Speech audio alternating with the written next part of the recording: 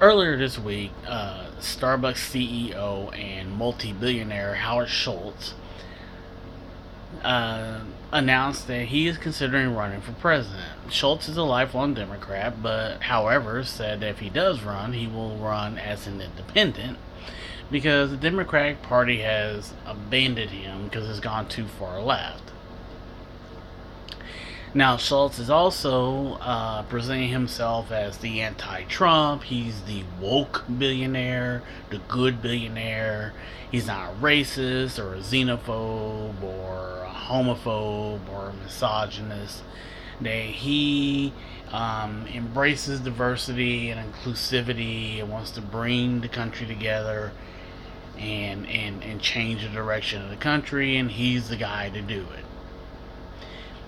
Although his announcements also kind of came across as more of a threat, whereas if the Democrats choose someone that he feels is gone socialist, as he puts it, like Bernie Sanders or Elizabeth Warren, he's even kind of intimated Kamala Harris or Kirsten Gillibrand is in that category, which that's laughable. But anyway, that he would run. Well, this precipitated lots of blowback and caused him to get dragged all over Twitter.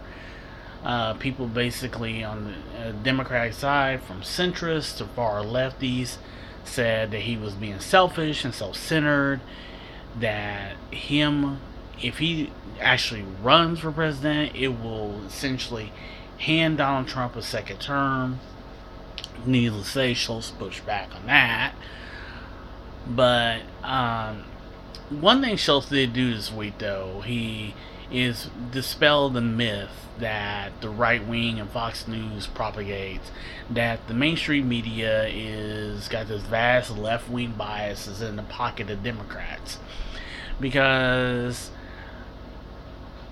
Schultz has pretty much done the gauntlet this week. He's been on CBS This Morning, the Today Show, Morning Joe, CNN with Poppy Harlow. He was on The View, and in every appearance, the common thread is that he's kind of provided these banal,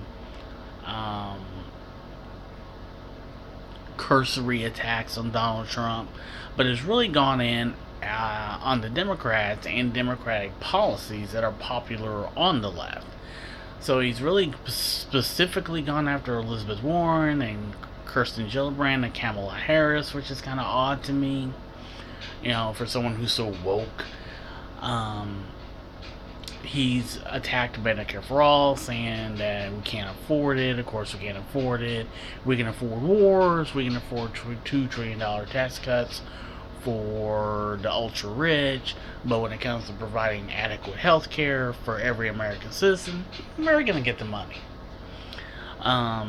He's gone after the free college program that Bernie Sanders had offered and other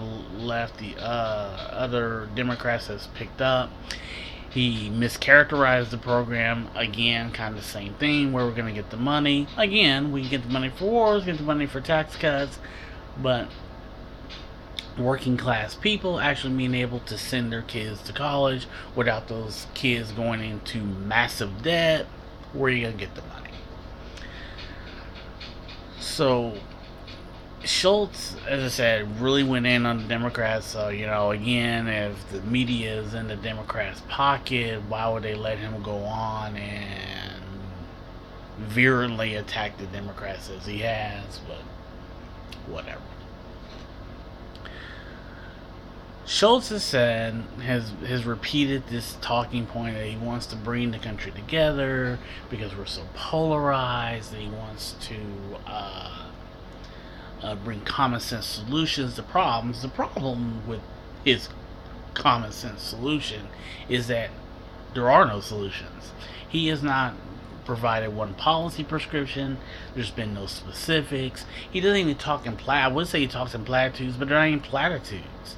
They're not even talking points, really. I mean, he just kind of gives these really generic statements, which is kind of odd because Steve Schultz is helping propel, or Steve Schmidt, who ran the McCain campaign in '08 and has been a contributor on MSNBC over the last 10 years or so, is helping with this. Another person is a former Obama aide, but basically what I think is, as much as Schultz is trying to present himself as an anti-Trump, he really is a lot like Trump in the sense that this is a vanity project for him. That's what it was for Trump, right? Trump never thought he'd win. He never thought he'd become president. He didn't even like being president, other than the fact of the power and the attention he gets every day. And Schultz, this is his idea, right? He's gonna come in. He's gonna come. What the country needs to save us from the evil billionaire is the good billionaire to come in on his white horse and save us from the dastardly Cheeto Jesus, because he is our vintage Java Jesus, and he's gonna, protect us and steer us in the right direction. Whatever. And one of my personal major issues with Schultz is, he likes to, make it seem like, oh, well, he loves black people, he loves brown people. But the problem is, his overall world economic view is antithetical to helping black and brown people, because he supports the policies that have existed for decades that keep black and brown people underfoot, keeps white and middle class and poor working class people underfoot, right? Because people like Schultz, that's what they want. They support a system, it's an oligarchy. They support a system where the rich stay rich and get richer, while the poor people get poorer, right? So his white knight scenario and his white knight persona he's trying to put out there just doesn't play. And look, if the guy wants to run for president, let him run for president, right?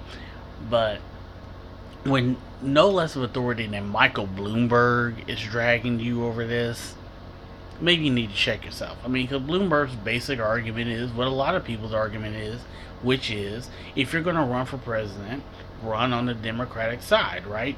Run in the primary.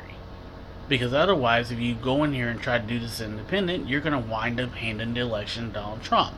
But of course, the reason Schultz doesn't want to run in the Democratic primaries, because he knows he'll get his ass handed to him. There is no way he would ever beat a Bernie Sanders or an Elizabeth Warren or a Kamala Harris, let alone a Tulsi Gabbard or Kirsten Gillibrand or Cory Booker's trifling ass gets into the race. He has no shot. Right, and if he runs as independent, like Kyle Kalinske at Secular Talk said, he's probably going to get 2%. But the problem is, as we saw in 2016, that 2% could be enough to sway the election away from whoever the Democratic nominee is to Trump. So, but this just highlights the problem with our system. Again, I will say it again, it's an oligarchy, because a guy like Richard Ojeda, who's someone who's a populist, who fights for teachers, fights for the working class, he has to drop out of the race because he can't get enough press to get his campaign off the ground. But here comes Schultz, who's got nothing but press all week because he's rich. That's it. I mean, the dude, it's great that he built his company up from the bottom, right? And this comes from one who loves Starbucks. But let's just be real. Because the motherfucker, makes a hell of a cafe mocha, doesn't mean he should be president. But because he's rich, he can run. Because he has the money. And that is just a glaring example of why we need to get money out of politics. But my final thoughts on Schultz is, look, if the dude presented actual policy ideas, if he has some substance behind his campaign, I give him some leeway, right? I would listen to him, but he isn't. He's been all over TV all week and has said nothing other than Democrats are socialists, which is not true, and Trump's an asshole, which is true, but no actual substantive ideas on how to win an election, on how to make the country better. So, whatever. So that's it for this video. Go ahead and if you have a comment, drop it in the box. Hit the like button. While you're there, hit that subscribe button. Visit my Patreon page at patreon.com/Rob Easley, EASLEY. Visit me on my blog at robbase2110-ezel.blogspot.com, or on my social media sites, Facebook, Twitter, and Instagram under robbase2110. And remember, ignorance is a choice, so be informed, be aware. Knowledge is essential, and facts do matter. Until next time, see you.